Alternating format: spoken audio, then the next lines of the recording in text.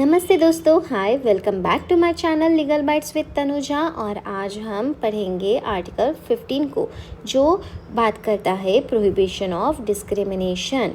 But before jumping into article 15, let's quickly connect it with article 14, जिसे हमने previous lecture में पढ़ा था कि स्टेट सबके साथ बराबरी से व्यवहार करेगी, कोई भी पर्सन लॉ के सामने सुपीरियर नहीं होगा, राइट। तो article 14 gives a general idea of equality और आर्टिकल 15 बताता है कि किस बेसिस पर डिस्क्रिमिनेशन मना है। ओके, सो रिमेंबर, आर्टिकल 14 बोलता है कि सब इक्वल है और आर्टिकल 15 बोलता है कि इन 5 ग्राउंड्स के बेसिस पर डिस्क्रिमिनेशन नहीं होना चाहिए। अब चलो डिटेल में समझते हैं कि आर्टिकल 15 क्लॉज 1 क्या कहता है। तो गवर्नमेंट और स्टेट किसी भी सिटीज़न के साथ डिस्क्रिमिनेशन नहीं कर सकती अगर वो डिस्क्रिमिनेशन सिर्फ इन 5 रीजन्स पे हो। इम्पॉर्टेंट पॉइंट यहाँ पे है कि article 15 clause 1 it applies vertically not horizontally, मतलब कि ये स्टेट और सिटीजन्स के बीच में, मतलब उनके रिलेशन पर अप्लाई होता है, सिटीज़न वर्सेस सिटीज़न पर नहीं अप्लाई होता। Let's take one example. अगर गवर्नमेंट किसी कास्ट या रिलीजन के बेसिस पर फैसिलिटी डिनाई करे तो वो क्या होगा, वायलेशन होगा। लेकिन अगर कोई प्राइवेट पर्सन अपने लेवल पर ऐसा करे तो आर्टिकल 15 क्लॉज 1 उस पर अप्लाई नहीं होता। But what if a private person और citizen discriminate against another citizen? For example, किसी रेस्टोरेंट, होटल या पब्लिक प्लेसेस में एंट्री सिर्फ एक पर्टिकुलर कास्ट या रिलीजन के लोगों के लिए ही अलाउड हो, तो तब क्या करना चाहिए? तो तब आता है आर्टिकल 15 क्लॉज 2, ये हॉरिजेंटली अप्लाइड होता है। ओके, मतलब सिटीज़न टू सिटीज़न लेवल पर भी डिस्क्रिमिनेशन मना है, ऐसा बोला गया है क्लॉज 2 में।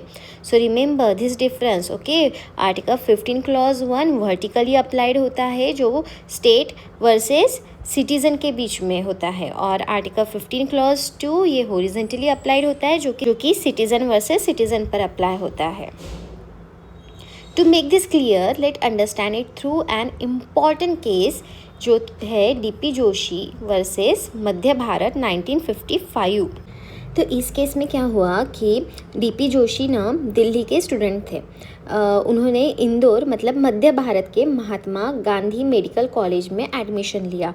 तो उस कॉलेज का रूल था कि जो स्टूडेंट मध्य भारत, मतलब इंदौर के रेजिडेंट नहीं हैं, उन्हें एक्स्ट्रा कैपिटेशन फ़ी देनी पड़ेगी। तो जोशी जी ने बोला कि ये डिस्क्रिमिनेशन है on the basis of place of birth. Article 15 clause 1 and article 14 का वॉयलेशन होता है। तो कोर्ट के सामने सवाल रखे गए कि क्या नॉन रेजिडेंट से एक्स्ट्रा फ़ी लेना आर्टिकल 15 क्लॉज 1 का वॉयलेशन है? क्या स्टेट डोमिसाइल और रेसिडेंस के बेसिस पर एडमिशन रूल्स बना सकती है? तो सुप्रीम कोर्ट ने बोला कि जो कॉलेज ने रूल बनाया है वो रूल वैलिड है, आर्टिकल 15 का वॉयलेशन नहीं है। क्यों? क्योंकि आर्टिकल 15 क्लॉज 1 सिर्फ तब लगता है जब discrimination religion, race, caste, sex and place of birth पर हो। डोमिसाइल और residence is not equal to place of birth. State अपने स्टूडेंट को इनकरेज करने के लिए आउटसाइडर से थोड़ा एक्स्ट्रा फ़ी ले सकती है, इसीलिए ये क्लासिफिकेशन रिजनेबल है अंडर आर्टिकल 14। तो ये केस इम्पॉर्टेंट क्यों है? क्योंकि इस केस से ना आर्टिकल 15 क्लैरिफाई हुआ कि रेसिडेंस और domicile is not equal to place of birth, और स्टेट अपने रेसिडेंट्स को एजुकेशन में बेनिफिट दे सकती है थ्रू कोटा और फ़ी रिलैक्सेशन के through. Now let's quickly see article 15 clause 2 क्या कहता है। तो ये क्लॉज कहता है कि कोई भी सिटीज़न, चाहे वो स्टेट हो या फिर प्राइवेट पर्सन हो, किसी दूसरे सिटीज़न के साथ पब्लिक प्लेसेस में डिस्क्रिमिनेशन नहीं करेगा, जैसे shop, hotel, restaurant, wells, tanks या रोड एक्सेट्रा। मतलब किसी को सिर्फ उसकी कास्ट, रिलीजन, सेक्स या प्लेस ऑफ बर्थ के बेसिस पर पब्लिक फैसिलिटी यूज़ करने से मना नहीं किया जा सकता। So clause 1 was vertical, citizen state versus citizen, और clause 2 is horizontal, citizen versus citizen. Now let's talk about clause 3, जहाँ पर स्टेट को स्पेशल पावर दी गई है वुमन और चिल्ड्रन के फेवर में लॉ बनाने की। मतलब कि गवर्नमेंट चाहे तो वुमन और चिल्ड्रन के फेवर में स्पेशल लॉज बना सकती है। ये डिस्क्रिमिनेशन नहीं है, ये पॉजिटिव डिस्क्रिमिनेशन है, मतलब प्रोटेक्टिव डिस्क्रिमिनेशन है उनके डेवलपमेंट के लिए। तो प्रोटेक्टिव डिस्क्रिमिनेशन मीन्स कि गिविंग अ स्पेशल हेल्प और advantages to weaker sections like women, children or backward classes to bring them equal with others. Okay, for example women के लिए रिजर्वेशन इन jobs, girls के लिए scholarship या children के लिए free education. तो ये क्या है, एक पॉजिटिव डिस्क्रिमिनेशन है। अब ना एक इम्पॉर्टेंट केस देखते हैं, Revathi versus union of India 1998। तो इस केस में ना सुप्रीम कोर्ट ने कहा कि जब लॉ हस्बैंड और वाइफ दोनों को एक दूसरे के अगेंस्ट एडल्ट्री केस फाइल करने से रोकता है, तो ये वुमन के अगेंस्ट नहीं बल्कि उनके फेवर में बैलेंस्ड प्रोटेक्शन है। तो कोर्ट ने क्लियर किया कि सच लॉज आर्टिकल 15 क्लॉज 3 के अंडर वैलिड है, क्योंकि उनका एम वुमन को प्रोटेक्ट करना है, not to discriminate. So let's go back a little in history.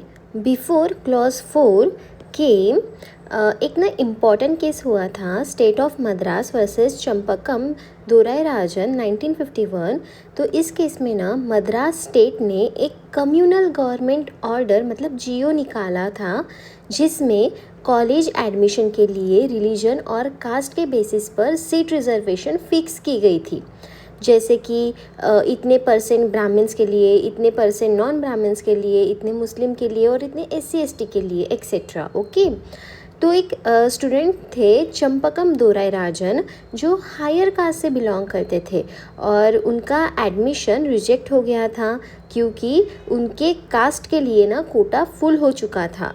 तो उन्होंने कोर्ट में केस फाइल किया और कहा कि ये डिस्क्रिमिनेशन है based on caste and religion, जो आर्टिकल 15 क्लॉज 1 और आर्टिकल 29(2) के अगेंस्ट है। तो 15 क्लॉज 1 बोलता था कि caste, sex, religion, race, place of birth पर डिस्क्रिमिनेशन नहीं होगा, मतलब मना है। ओके, और आर्टिकल 29 क्लॉज 2 बोलता था कि स्टेट रन एजुकेशनल इंस्टीट्यूशंस में एडमिशन कास्ट और रिलीजन के आधार पर डिनाई नहीं किया जा सकता। तो सुप्रीम कोर्ट ने कहा कि yes, this government order unconstitutional है क्योंकि स्टेट किसी भी सिटीज़न के साथ कास्ट या रिलीजन के बेसिस पर डिस्क्रिमिनेशन नहीं कर सकता। लेकिन प्रॉब्लम ये हुई कि गवर्नमेंट के पास कोई लीगल वे नहीं बचा था बैकवर्ड क्लासेस को अपलिफ्ट करने के लिए। तो पार्लियामेंट ने डिसाइड किया कि अगर इक्वालिटी सबके लिए चाहिए तो अनइक्वल लोगों को थोड़ा एक्स्ट्रा सपोर्ट देना ज़रूरी है। इसीलिए हुआ फर्स्ट कॉन्स्टिट्यूशनल अमेंडमेंट 1951 और ऐड किया गया आर्टिकल 15 क्लॉज 4, जो बोलता है कि state can make special provisions for the advancement of any socially and educationally backward classes of citizens और फॉर SC एंड ST, मतलब reservation, scholarship, special scheme clause 4 के अंदर अलाउड है। Let's discuss a very important case law, Balaji versus State of Mysore 1963. The Mysore government, now it's Karnataka, it's reserved 68% seats in colleges for backward classes. Some students challenge this saying कि it's too much reservation. Only 32% seats are left for general students. This is unfair and against Article 15 Clause 1. So the question रखा गया court के सामने कि क्या इतना high percent reservation मतलब 68% reservation reasonable है और क्या आर्टिकल 15 क्लॉज 4 गवर्नमेंट को कंपलसरी करता है रिजर्वेशन देने के लिए। तो कोर्ट ने केयरफुली देखा और कहा कि कॉन्स्टिट्यूशन के आर्टिकल 15 क्लॉज 4 ना गवर्नमेंट को एक एनेबलिंग पावर देता है। इसका मतलब है कि गवर्नमेंट रिजर्वेशन दे सकती है लेकिन ये कंपलसरी नहीं है कि हमेशा दे ही। ओके, और कोर्ट ने ये भी क्लियर किया कि बैकवर्डनेस ना सिर्फ कास्ट के बेसिस पे डिसाइड नहीं किया जा सकता, उसमें social plus educational backwardness plus poverty सब कंसिडर करना चाहिए। ओके तो सबसे इम्पॉर्टेंट कोर्ट ने बोला कि 68% रिजर्वेशन बहुत ही एक्सेसिव है। अगर इतना हाई परसेंटेज हो ना तो मेरिट का प्रिंसिपल ही ख़त्म हो जाएगा। इसीलिए कोर्ट ने एक गाइडलाइन दी कि रिजर्वेशन 50% से ज़्यादा नहीं होना चाहिए एक्सेप्शनल केसेस को छोड़ के। एंड आखिर में कोर्ट ने पूरा ऑर्डर इनवैलिड डिक्लेयर कर दिया और ये क्लियर मैसेज दिया कि रिजर्वेशन होना चाहिए पर लिमिट के साथ, और कास्ट एक फैक्टर हो सकता है बैकवर्डनेस डिसाइड करने का, पर सिर्फ कास्ट के बेसिस पे रिजर्वेशन देना गलत है। तो इन शॉर्ट ना Balaji case led the foundation for article 15 clause 4। It allows reservation for backward classes but with a limit around 50% to keep equality for all। Second case है Periya Karuppan versus state of Tamil Nadu. तो इस case में क्या हुआ कि Tamil Nadu government ने अपने स्टेट में एडमिशन के लिए स्टूडेंट्स को 2 ग्रुप में बांट दिया था, बैकवर्ड क्लास और मोर बैकवर्ड क्लास। ये क्लासिफिकेशन मेनली कास्ट के बेस पर किया गया था। तो रिज़ल्ट क्या हुआ कि कुछ जनरल कैटेगरी के स्टूडेंट्स जिनके मार्क्स ज़्यादा थे उन्हें एडमिशन नहीं मिला, और लोअर मार्क्स वाले रिजर्व कैटेगरी स्टूडेंट को एडमिशन मिल गया।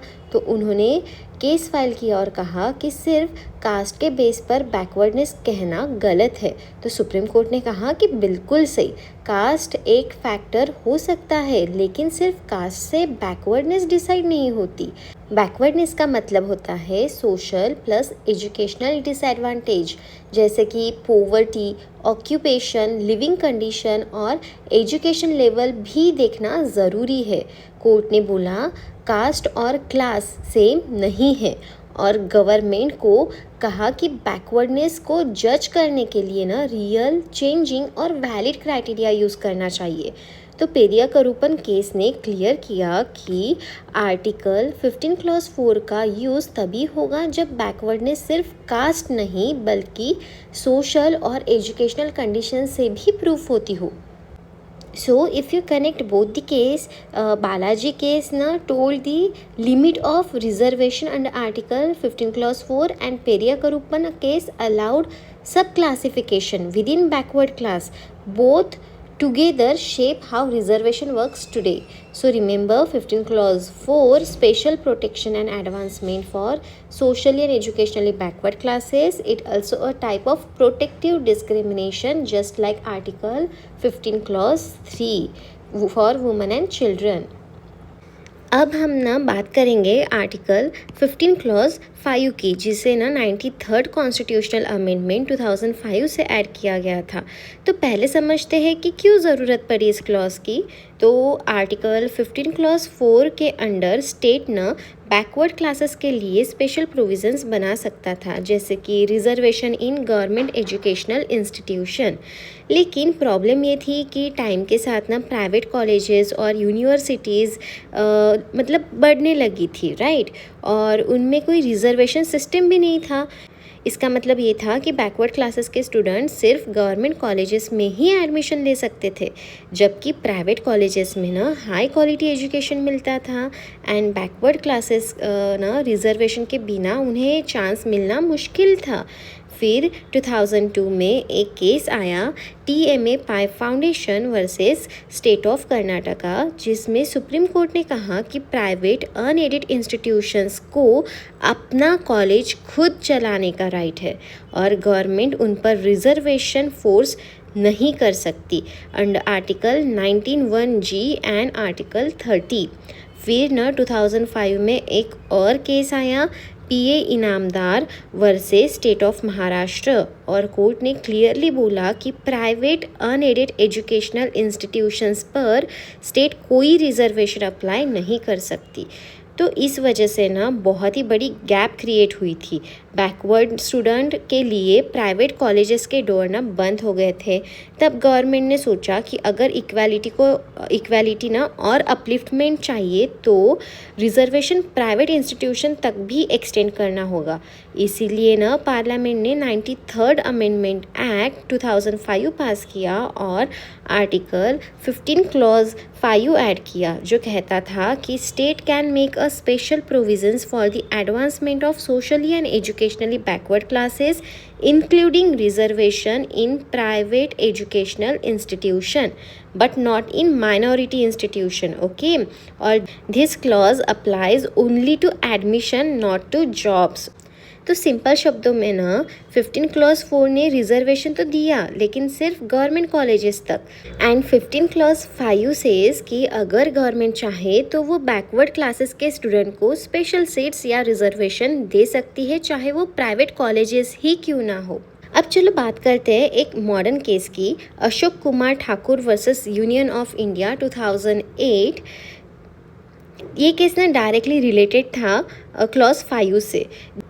2005 में ना गवर्नमेंट ने डिसाइड किया था कि बैकवर्ड क्लासेस एससी और एसटीज़ के स्टूडेंट को प्राइवेट और गवर्नमेंट एजुकेशनल इंस्टीट्यूशंस दोनों में रिजर्वेशन दिया जाएगा एक्सेप्ट माइनॉरिटी कॉलेजेस। इस पे कुछ लोगों ने ना ऑब्जेक्शन उठाया, इंक्लूडिंग अशोक कुमार ठाकुर। उन्होंने कहा कि ये अमेंडमेंट ना आर्टिकल 14 और आर्टिकल 19 के इक्वालिटी राइट्स के अगेंस्ट है।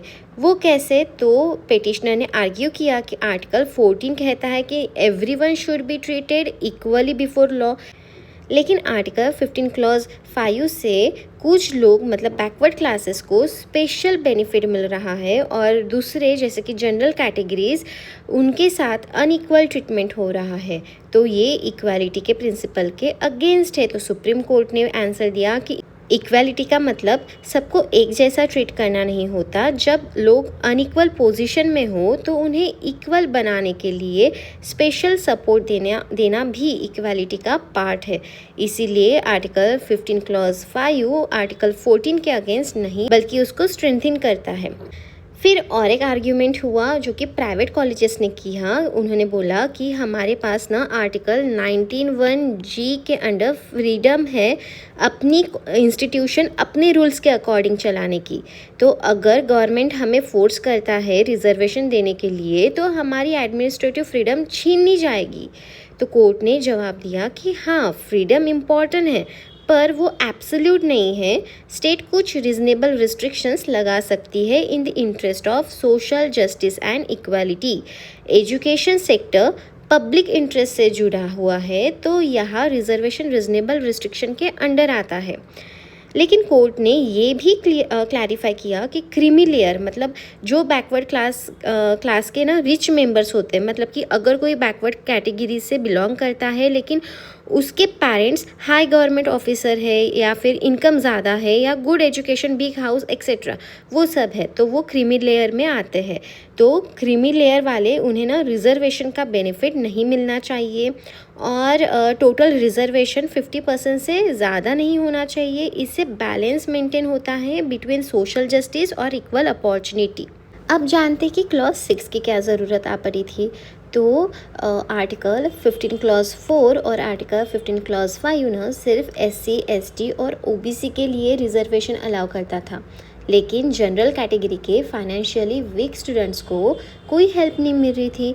यानी रिच लोग इजीली एजुकेशन अफोर्ड कर लेते थे और पुअर जनरल कैटेगरी के स्टूडेंट्स हाई क्वालिटी कॉलेज से दूर हो जा रहे थे।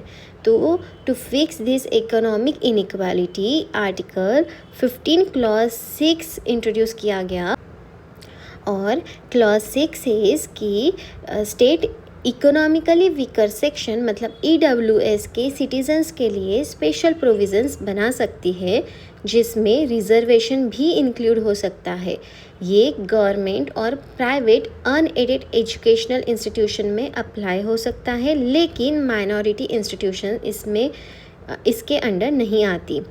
और टोटल सीट्स में 10% तक रिजर्वेशन दिया जा सकता है EWS को और SC, ST और OBCs को EWS कोटा में इंक्लूड नहीं किया जा सकता।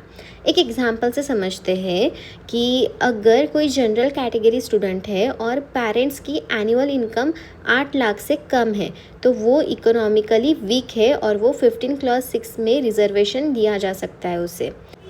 लेकिन अगर कोई OBC स्टूडेंट है और उसके पेरेंट्स ना हाई पोस्ट पर है और इनकम भी ज़्यादा है तो वो क्रीमी लेयर में आता है और उसे रिजर्वेशन का बेनिफिट नहीं मिलेगा। ओके तो article 15 clause 6 does not apply to jobs और government employment. Jobs are covered separately under Article 16 Clause 6 or which allow reservation for EWS in government posts. Okay. And clause 6 को ना supreme court ने भी approve किया है। इस case का नाम है जनहित अभियान versus union of India 2022 and इस केस में सुप्रीम कोर्ट ने कहा कि इकोनॉमिक बेसिस पे रिजर्वेशन देना ये इक्वालिटी को अचीव करने का एक टूल है। तो ये था क्लॉज 6। तो और एक केस है John Vallamattom versus union of India 2003। ये केस ये बताता है कि अगर लॉज डिफरेंट कम्युनिटीज़ के लिए ना अलग अलग बनाया जाए तो वो डिस्क्रिमिनेशन क्रिएट करता है और फंडामेंटल राइट्स वायलेट होते हैं।